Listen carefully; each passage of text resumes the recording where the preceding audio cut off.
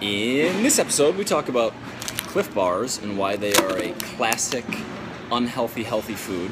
We actually have a good alternative, and I talk about the one thing you can do to see faster results.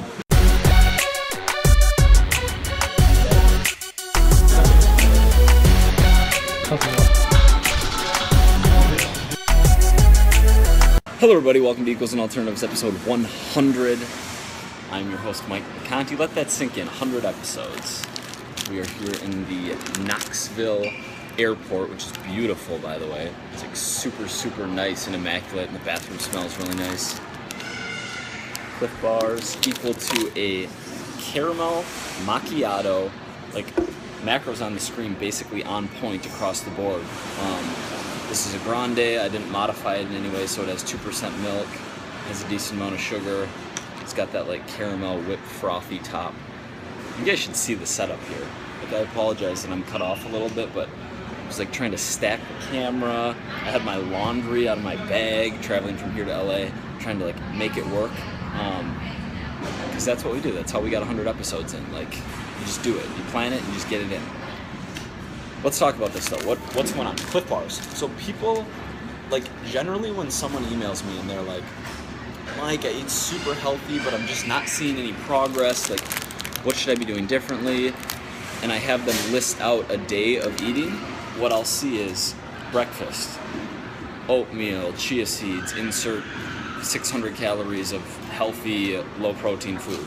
And then inevitably, either in the morning or in the afternoon, like between breakfast and lunch or between lunch and dinner, Clif bar is a snack, like to boost your metabolism and to get you from one meal to the next without going into fat storage mode or like, you know, the traditional 6 meals a day nonsense to stoke the metabolic fire and let you see results. But this is basically just a carb bomb. Like, it makes a lot of sense for endurance athletes, or if you are hiking or you're camping and you need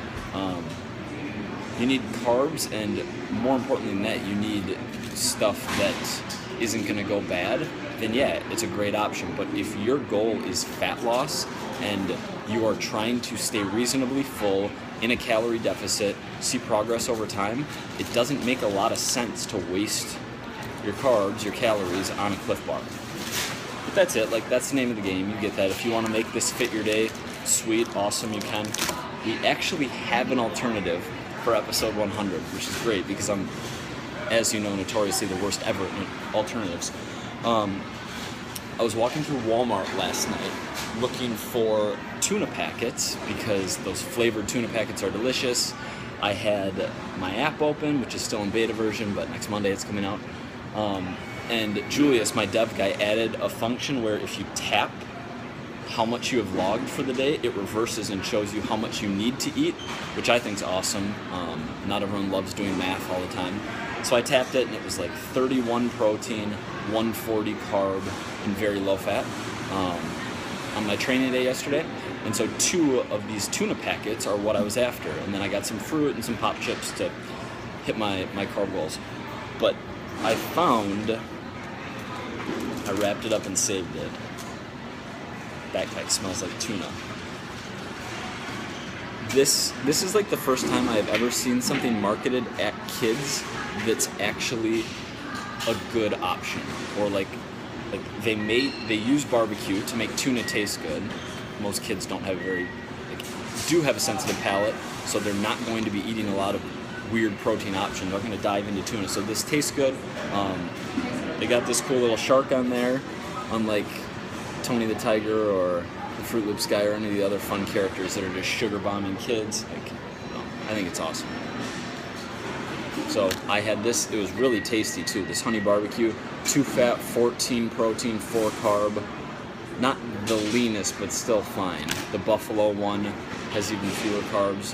Had one of those. I know the lemon pepper is pretty tasty too. But yeah, these tuna to go packets in most cities where they sell them are like $1 or $1.20 for 14 grams of protein, transportable, pretty solid. I should try this. I'm fasted right now, which shows how much I love you guys, and I'm about to taste this. It's okay.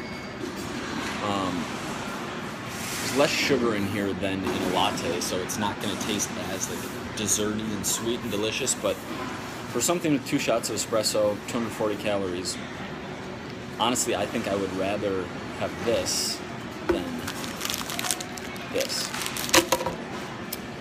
Question of the day. I'm just going to make one up because I get so many questions in my inbox that I can.